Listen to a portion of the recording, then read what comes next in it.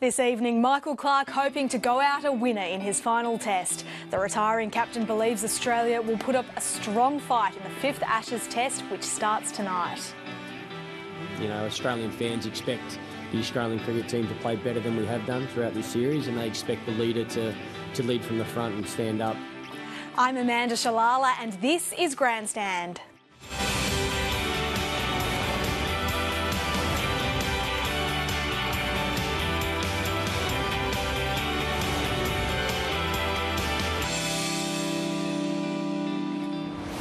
The 5th and final test of what's been a dismal Ashes series for Australia begins tonight at the Oval in London.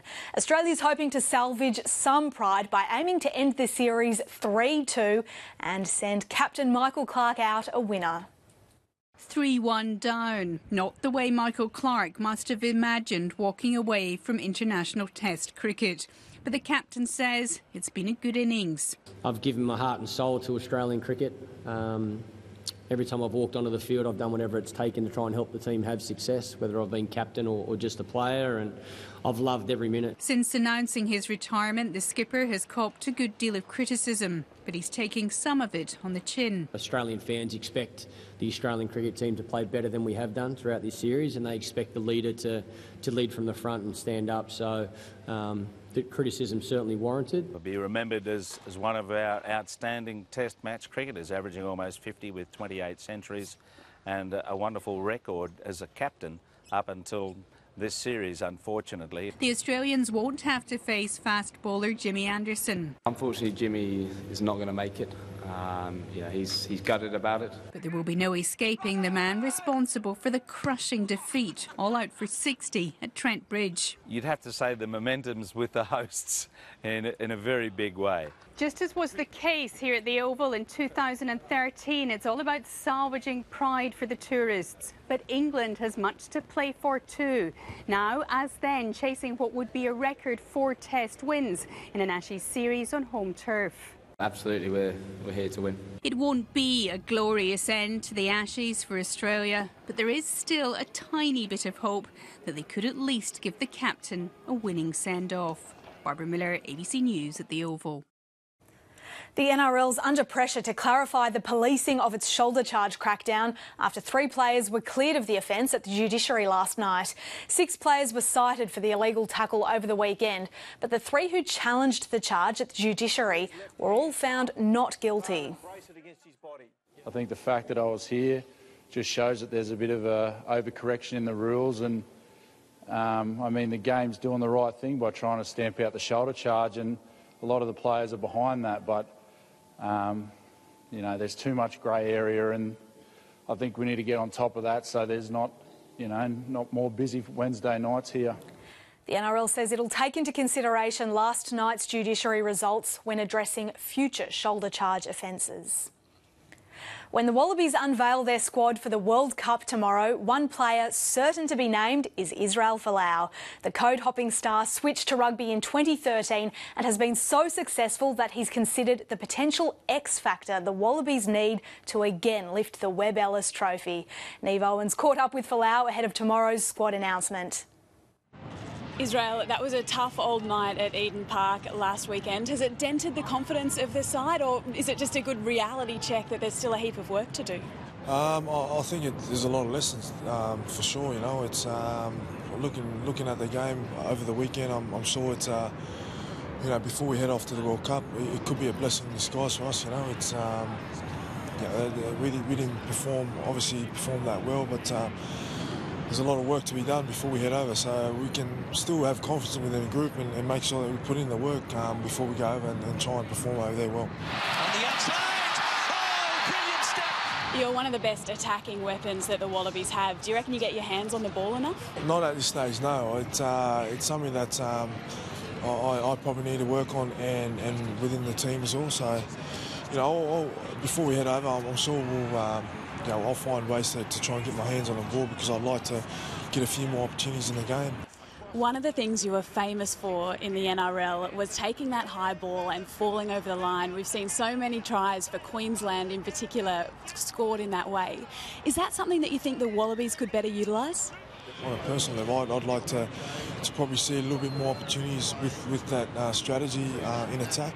But you know, it's not the end of the world. You know, that's something that I've probably got to work on with the guys within the group that can execute that skill. So, you know, I'm sure that'll be something that comes up. But for me, yeah, I'm just happy to be there and play my role. But it would be nice to see a lot more opportunities in that certain part of my game. The World Cup is just 1 month away now. We've got both England and Wales in Australia's group. How difficult is it going to be to make it to the knockout stages? Yeah, look, it's certainly going to be tough for us. You know, it's first game against Fiji in Cardiff, and that's something that for us guys can't get too comfortable with. You know, Fiji are a great side, and they can really damage any side on their day. You know, so for us, we've got to get past that game first, and then we've still got a lot of tough games, obviously with England and Wales in our pool. So if we can get past our pool and get through, it'll give the group great confidence in going to the finals if we get there. What do you think would be a good result for Australia at the World Cup? Oh, obviously, there's no, you just can't settle for second best. You know, you got to aim high and get up there and see yourself holding the Webb Ellis Cup. That's all there is to it. If the Wallabies are going to lift the Webb Ellis Trophy, you might need to be named Player of the Tournament. How do you feel about that challenge? Yeah, look, I'm not sure. You know, it's there's a lot of great players in the side, and everyone's just there to do their role for the team. You know, so for me, it's much the same as all. I've got a part to play in the team, and I want to make sure that I do that to the best of my ability. So all those other extra, I guess, accolades that you can gain on the side is great bonuses that comes up. But you know, my first job is to perform the best that I can for the team. Israel, good luck, and thank you for talking to ABC Grandstand. No worries, thanks very much.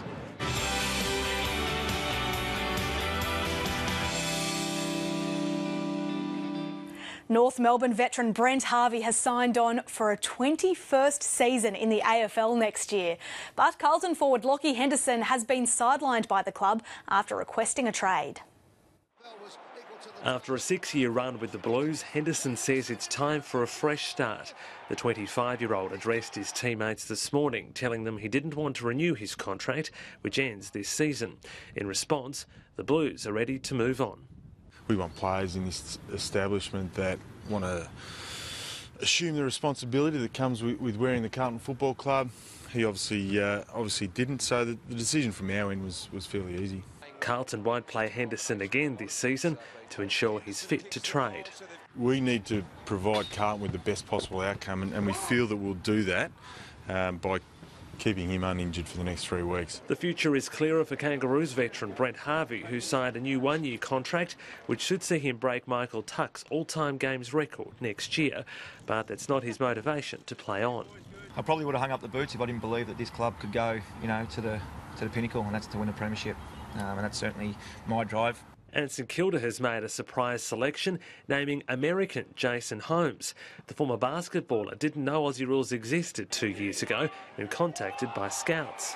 I literally got the call on April 1st, so I thought it was a joke. He'll become the AFL's first born and bred American player when he takes the field against the Cats on Saturday. Peter Lusted, ABC News, Melbourne.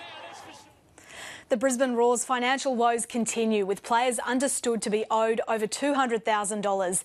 They've received only part of their pay this month and now want the Roar and the game's governing body to take responsibility. Plenty of fans showed up to watch the Roar take on the A-League champions. There was a clear message. Chairman Chris Fong and the current owners of the Brisbane Roar are no longer wanted in the A-League. The players put on a brave face despite still waiting to be fully paid. All the off-field stuff's not our responsibility, and the club and FFA have to take responsibility and really get us back in shape. According to player representatives, they're owed a substantial amount. It's sort of north of $200,000 at the moment, our understanding is, plus that doesn't include the wages that are outstanding. The club is being sold to a consortium of Australian and foreign investors, but it may still be another month before that's finalised. You know, how protracted can this negotiation be for the sale? I think from our perspective, yeah, there's going to come a time where in the very near future, and I would say it wouldn't be as long as the 15th of September, that we'll be saying to the Federation it's time to intervene. The club's new coach feels for his players. Is it playing on their mind? I think it is when they're going home, because you know they've got bills to pay, and if they're not getting paid on time or not fully, it's not easy. Legal action against the Roar was resolved this week after a debt owed to Queensland Rugby Union was settled at the last minute. But the players are still suffering and just want a fair go. You know, we want the club to do well, but ultimately, you know, our contracts are there for us to be looked after. On the field, the victory defeated the Roar 1-0. Michael Rennie, ABC News. Australia's women's sporting teams have notched up significant wins in the past week, spearheaded by the Diamonds' Netball World Cup success. But they're still being left out in the cold when it comes to sponsorship dollars and media coverage. Bronte Campbell upsets big sister. And Australia take the lead over Brazil. Australia's sportswomen are continuing their world-beating ways. But of the estimated $780 million sponsors pour into the Australian sports market, the women's share is just 8%. The default model of sponsorship is still, I believe, you know, how many people can we potentially reach Friday night and where do I put my logo? Women's sport at this stage isn't going to compete on that model. The Southern Stars are on the cusp of winning their Ashes series in England, but their matches aren't televised anywhere in Australia. Australia are all in because they have won this test match. Their major sponsor says brands must consider non-traditional means for coverage. The elements of sponsorship have changed quite significantly in recent years. It's not just about media coverage, it's about our ability to tell their stories and promote our association with these role models. You know, we did a piece recently with Elise Perry for International Women's Day. We posted it through our social media channels, and it's one of the most popular pieces we've ever run, which does show you that women's sport does engage with both a male and female audience. We're really proud of what we've achieved. I think something like 25% of our participation base is female, but we've still got a lot of work to do to make sure that it's a sustainable base, and I guess what will flow from that will be sponsor support. Australia back with a bang. The mainstream media is tough to change. 10 and Foxtel's coverage of the Netball World Cup decider was the most watched sports program on Sunday, but it was relegated in commercial news bulletins, even on 10. Manly has kept their finals dream alive. I expected it to be the lead story of every sports bulletin on that evening, and it wasn't. And sometimes it was way down the bottom, again, like an afterthought. And things are done habitually. Queensland, New South Wales, we always start with rugby league. In the southern states, we always start with the AFL. Well, you know, sometimes there are reasons not to. And this was one of them. With the amount of sport that is available for people to view at the moment, enticing people to come and buy tickets and attend games is challenging. So media's got a massive part to play in terms of being able to still entice and get out to those people that may not be avid fans but are interested in this code.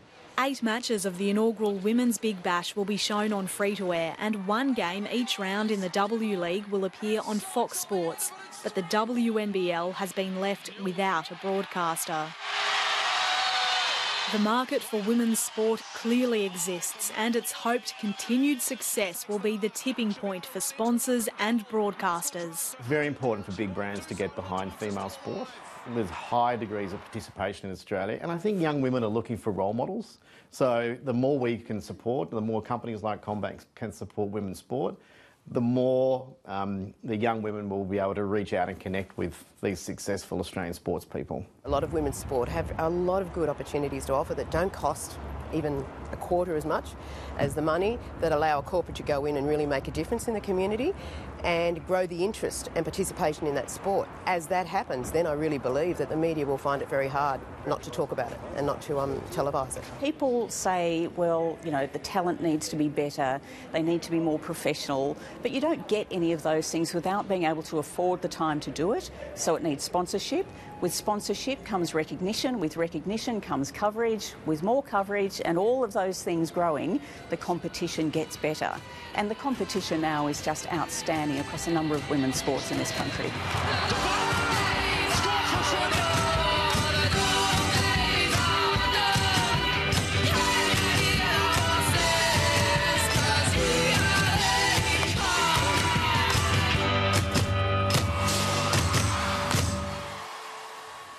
And the Southern Stars have won their first 2020 match against Ireland by 25 runs. That's all from Grandstand for now. You can always catch up on iView and Grandstand online.